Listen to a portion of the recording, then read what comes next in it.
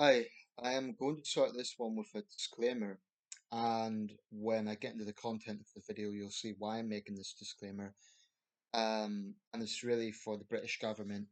I do not support, and I have no interest in promoting Palestine Action in any way, shape, or form. So I want to be very clear about that. The columnist Owen Jones, whose politics are pretty different from my own, far, far more to the left, he also started with that disclaimer in an editorial that he had, or an op-ed, I should say, that he doesn't support Palestine Action. It's quite a statement that people need to make that disclaimer now because Palestine Action has formally been prescribed as a terrorist group in the UK. And that's ignited quite a lot of controversy. I do want to talk about it because free speech is very important and it is important these sort of things are discussed.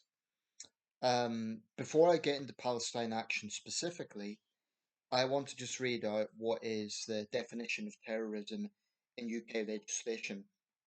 This is per the Terror Act of 2000. I'm just going to read this out, so bear with me. I've actually taken a photograph because I can't open up two screens at once. The writing's a bit small, but I'll try and read this out. UK Terrorism Act 2000 defines terrorism as the use or threat of action designed to influence the government or intimidate the public for the purpose of advancing the political, religious, racial, or ideological cause. Political, religious, racial, or ideological cause. This action must involve serious violence against a person, serious damage to property, endangerment of life, or serious disruption to electronic systems. That is the definition of terrorism in the UK. That's very important to bear in mind because when we look at groups that are prescribed as such, um, that context needs to be understood. Now, many will point out the irony that Iran's Revolutionary Guard are still not prescribed as a terrorist organization, and yet Palestine Action is.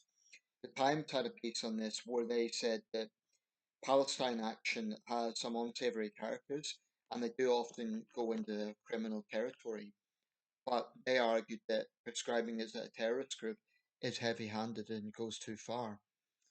In justifying the legislation or in justifying this move to prescribe Palestine Action, Yvette Cooper said that the attacks on RAF planes was crossing a line. Now, on that particular incident, some of their activists had sabotaged RAF planes. I'm not sure precisely what they'd done, but if that involved, for example, spray painting those planes, it's not actually harmless. And this is the rank stupidity of protesters. We saw it with Just Stop Oil as well. This delusion that their actions are completely harmless. That isn't actually harmless because let's say some of that paint got inside the fuselage, the propeller system or something, and it congealed into a ball-like substance, which isn't inconceivable. It would interfere with the plane's mechanisms and potentially put the pilot's lives in danger. I mean, interfering with any sort of equipment that someone uses potentially puts that person's life in danger. It's like if you mess with the mechanism of a vehicle. Of course, that could put the driver in danger. It's no different with a plane. So I do think those people should be prosecuted for that. Um, I think one thing that Palestine Action, I mean, what the Times pointed out is their actions are more akin to Just Stop Oil than they are to groups like Hamas and ISIS. And I'd be inclined to agree with that. Although it should be said, Palestine Action, although it formed a few years ago, they've only really come to prominence now in the last few months. Um, some other activists targeted the Pride event in London. Um, this is the thing with sort of agitators and saboteurs. They don't seem to have a specific target. The idea just seems to be general disruption. I mean, with Just Stop Oil, they didn't target energy companies specifically. You know, they didn't target petrol stations or something like that. They just generally pissed off the public. You know, I cannot fathom how vandalizing the grave of Charles Darwin is is a statement of protest against rising temperature. It just doesn't make any sense. And I wrote a letter to the Metro at the time about that. Um, Incidentally, I actually had another comment published recently. I'll see if I can find it in a second. It's not directly related to this, but bear with me for the end of the video. I'll show you the comment I published. I had published rather in the Metro. I've been lucky. It's about my third comment this year. Perseverance pays off. Anyway, the question for me is, will Palestine action escalate? And if there's a risk of escalation, if they did get into more extreme tactics, then that would maybe warrant this as being justified. As it stands, I'm inclined to say it probably is the wrong move, simply because not that I have much sympathy for Palestine action. I have a big problem with any protesters who deliberately target the public. I think it's incredibly dumb. And I think those activists with Palestine action, they need to look at the utter failure of Just Stop Oil. Complete and utter failure. In 5 years, more than 5 years actually, 6 years, mid 2019 to this year, groups like Extinction Rebellion, Insulate Britain, and Just Stop Oil, they made a lot of noise and they got a lot of headlines. But in terms of actually getting anything achieved, they were a complete and utter failure. I mean, what can they point to that was verifiably achievable? They might be of the school of thought that all attention is good attention, even if it's bad. All coverage is good, even if it's bad. Even if the public hate us, well, it's attention. Um, I maintain, I have total contempt for Just Stop Oil. I think messing with people's lives, I think stopping people getting to funerals, weddings, and so on is utterly, utterly disgraceful. It's actually elitist as well because they had this very patronizing idea of we're doing it for your own sake. You peasants shouldn't complain because we know better. Um, they even had the arrogance at one point to put up signs asking drivers to go slowly and calling for a speed reduction on motorways. This is the levels that arrogance reached. Now, like I say, Palestine Action is a relatively new group in terms of its prominent actions. But if they copy Just Stop Oil, the public is going to turn against them, and there will be a backlash to that. Now, getting back to the definition of terrorism, technically, some of the things that the likes of Just Stop Oil and Palestine Action have done would actually fall under the definition of terrorism. Why? Um, they haven't used violence, but if I just get back to that definition, I would argue that the disruptive action, for instance, if I just get to this, bear with me, um, this action must involve serious violence against a person. So far, that hasn't been the case. Serious damage to property, well, that has happened in both Stop Oil and Palestine Action, in the case of both groups. Endangerment of life, potentially, yes. Not only their own lives, but potentially others as well. The woman who had a stroke, and I'm going back here to the eco groups, but I think there's real similarities. The woman that had a stroke, it could have been even worse, bad as that is, because she could not get to the hospital in time. So deliberately stopping people going about the business, sabotaging motorways absolutely endangers lives, um, or serious disruption to electronic systems. Not so far, but I wouldn't rule it out. The only thing they haven't really done is engage in extreme violence like bombing or something along those lines. But actually, by the Terror Act of 2000, it does fall into some of those categories. Maybe the approach isn't heavy handed. Um, but I do think that people will say there's more extreme groups that haven't been prescribed. Now, regarding the conflict in the Near East, I'm no apologist for Israel, and I've been increasingly critical of Israel. In fact, that's how I started off my comment in the Metro. In fact, we'll just get that. You bear with me 1 second. I want to get the right one. Let's see. Yeah, where are we?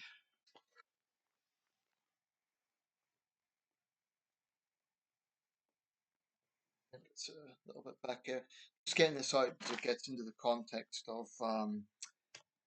of you know how I feel that you can be against Israeli policy but not get into those sort of tactics and incite violence.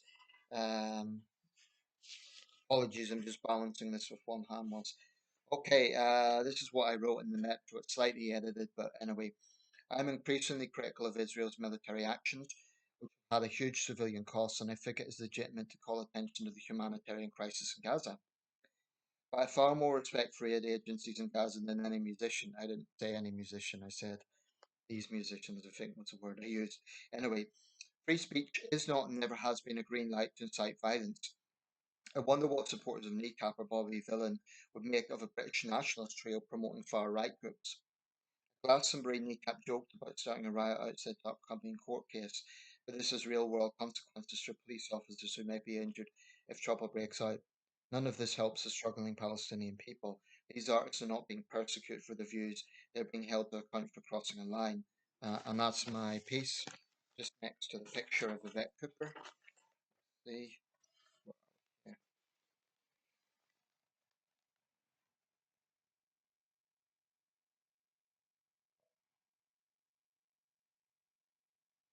I've been lucky, it's my third piece in the Metro this year. But yeah, like I say there, I think that it actually distracts from the Palestinian cause rather than drawing attention to it because all the discussion comes about look how edgy these guys are being and how they become the center of attention rather than the purported cause. James O'Brien on the LBC made the point that it's hypocritical to be more outraged by what they say than by the carnage going on in Gaza. But I would counter that by saying, well, they are actually distracting from that carnage by stupid um, approaches such as cheering for terrorist groups, and in the case of Bobby Villain, calling for death to the IDF. Now, you could argue the IDF is military; it's not civilians, but in Israel, every able-bodied person has to go through conscription. So that arguably is incitement against Israelis in general. Interestingly, at their latest gig, they called for this Bobby Villains, a duo, I believe, that they told their supporters to not chant IDF slogan. So, you reap what you sow. If you influence your supporters, they will follow suit. Um, but on a more broader point about this, I think that there's far, far, far too much onus in this country given to the rights of protesters over the rights of the majority. It may be that it's a bit heavy-handed to prescribe Palestine Action, but if they go down the lines of just stop oil, I mean that is deeply undemocratic. It does involve criminal damage. The Times makes a point that there's already legislation to deal with those things like criminal damage, and that may be sufficient because this may just be propaganda for the likes of Palestine Action, in the sense that they could say, "Oh, look how overbearing the British government is that these peaceful protesters are persecuted." They're not entirely peaceful, actually. Sabotage is not a peaceful act, um, but it does look heavy-handed in comparison to Palestine Action is clearly not Hamas or Hezbollah or ISIS, not even close. It is more akin to Just Stop Oil, which is a vile organization, but it is not that sort of extremism. Um, so I think maybe it is a bit heavy-handed in that sense. But the fact of the matter is, per the Terror Act of 2000, some other actions would actually fall into that category. And I think most people aren't aware of what that legislation involves. But, I am so, so tired of people defending, the rights of a minority, really. Whether it be right wingers defending violent rioters in Northern Ireland, or whether it be the left defending the likes of Just Stop Oil or Palestine Action, there is a majority that gets ignored, the rest of us. Now, I do think Israel's action should be opposed. I do think that what's happening in Gaza is an abomination. I do think that there's Israeli ministers who have come out with genocidal statements. And I have no problem with protesting against Israel in a reasonable way. But Palestine Action, by copying the likes of Just Stop Oil, it's just stupidity. All that's going to do is turn the public against them. And they actually can't now. Roger Waters of The Who may find himself on hot water for promoting Palestine Action. The government may find actually it retreat from this because I suspect they have a lot more supporters than, for example, ISIS in the UK. So are they really going to lock up everyone who voices support for this group? Um, I mean, it's up to 14 years if you're convicted of promoting or supporting this group. So, those are stark implications. I will round this up. Whilst I do think it may be a mistake by the government to prescribe this so soon, whilst legislation does exist to tackle the issue. And by the way, those people that attacked the RAF site, they should be prosecuted. That's not harmless. And it is absolute stupidity to claim that it is. It's putting the pilots' lives in danger. I think they should be charged with trespass, vandalism, and endangerment of life. Terrorism, I don't know. I don't know. Um, but like I say, technically, some of those actions would fall under the Terror Act of 2000. That's just the reality. It's not, I'm not making that up. Look it up. That is what the definition is. Causing serious damage to property or endangerment of life. Sabotaging planes does endanger life. The way that just stop oil sabotaging motorways endangered life. Um, but we need to stop acting like because there's a right to protest, then the minority somehow have more rights than the rest of us. And I will close with a final reflection. This government is deemed by many to be authoritarian, um, clearly not comparable to the likes of Russia or North Korea, and anyone that wants to make that sort of comparison is deluded. But there is definitely things that are going on in this country that are concerning. I would argue the use of non-crime hate incidents. I've mentioned this many times, but it is deeply concerning. Um, the allegations of two-tier justice are not entirely without substance. When you start combining all these things together, Starmer's government risks being seen as one of the most authoritarian in British history. So they need to be aware of that. I think the government needs to do a lot more to speak out about civic freedom. Um, I think, like so many things, they failed to pick up on the optics of it. Having said that, I don't think the majority have much sympathy for Palestine Action. I'm sympathetic to the Palestinians. I'm very critical of Israel, but I have no sympathy with a group that's going to copy the failed, outrageous tactics of just stop oil, and that's what they seem to be doing. My message to Palestine Action is you need a reality check. That those moves completely failed. Sabotaging RAF planes won't change government policy in Gaza. I do think that the government should go even further in in its stance against Israel. Although both Starmer and Lamy have been very outspoken recently, I do think we've come to a point where we should cut off all support for Israel, all support, so long as this continues. But you know, just stop oil esque style tactics will absolutely fail. They will only infuriate the public. If you get Palestine Action activists who start sitting down on roads and stuff, it's just gonna. The public had to put up with eco extremists for 5 years, and now they're going to be thinking, "God, not this again, not another group using the same tactics." So I would say be sensible, protest peacefully, um, but vandalism and sabotage is not going to win public support and actually won't achieve results. In the short term, it might damage those planes, but they'll be fixed, and they'll end up being prosecuted. And on the issue of, people compare this to the suffragettes, well, like I said in the previous video, the suffragettes were engaged in terrorist activities.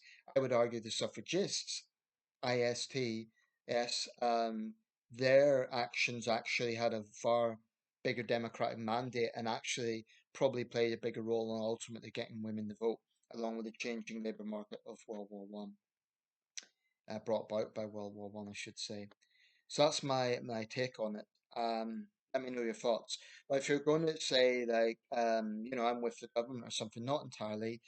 I would also say those who are completely against prescribing them, okay, but do you accept that criminal action should meet consequences?